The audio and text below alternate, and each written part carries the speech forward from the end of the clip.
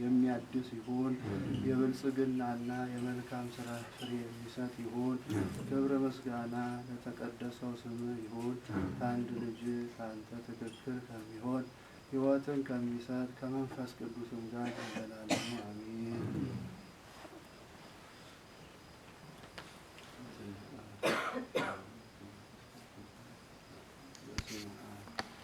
መንፈስ ቅዱስ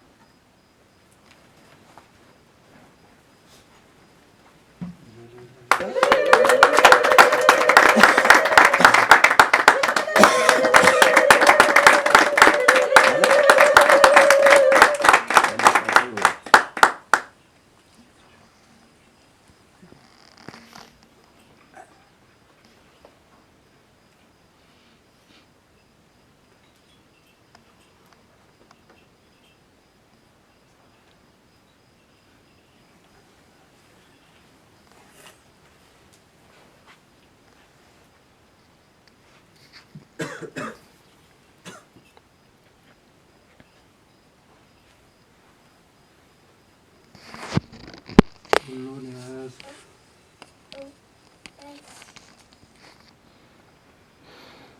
ይህ ቅባት ክፉ መንፈስን የሚቃወም ነው። ይህ ቅባት ለተቀደሱ ነፍሳት የሚሰጥ ነው። ይህ ቅባት ክፉ መንፈስን ለመቃወም ነው። የክብር ንጉሥ በሚሆን በጌታችን በኢየሱስ ክርስቶስ አሜን።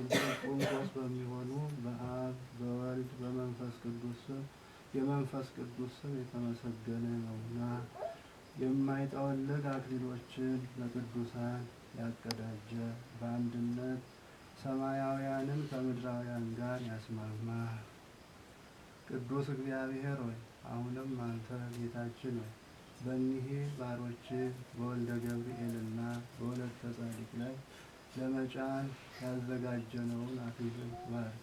የክብርና የጌትነት አክሊልን የክብርና የጌትነት አክሊል ትሆን። የበረከትና የደህንነት አክሊል ትሆን። የባርና የደስታ አክሊል ትሆን። የደስታና የሐሴት አክሊል ትሆን። የደግነትና የቅን ፍርድ አክሊል ትሆን። አንተን መፍራትን በልቦናቸው አሳድር። ሕይወታቸውን እስከ እርግና ድረስ እንዲቆይ አዘጋጅ። ወንዶችና ሴቶች ልጆችን በማየት ደስ እንዲላቸው አድርግ። በሚወልዷቸው ልጆች የሚጠቀሙ አድርጋቸው። ከሁሉ በላይ በምትሆን ሐዋርያት በሰበሰቧት በተቀደሰችው በአንዲቱ ኦርቶዶክሳዊት ቤተ ክርስቲያን እስከ መጨረሻው የጸኑ አድርጋቸው። የጽድቅና የጥበብ የማስተዋል አክሊል ትሆን። የምቾትና የእርግና አክሊል ትሆን። ለእነዚህ ለሚለብሷት ለሁለቱ ባሮች በፍቅር መተሳሰርን የሰላም ማሰሪያን ስጣቸው። ከክፉ ሀሳብ አድናቸው። ከአጋንንት ፈተና ሁሉ ከክፉ ከባድ ሸክም ሁሉ አድናቸው። ቸርነትህ በሁለቱ ይሆን ዘንድ ልመናችንን ስማ። የሚሰማሩበትንም መንገድ አዘጋጅላቸው።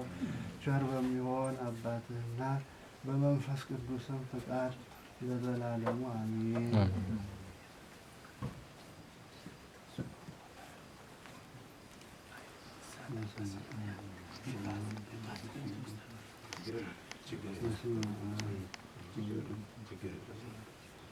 በስመ አብ ወወልድ ወመንፈስ ቅዱስ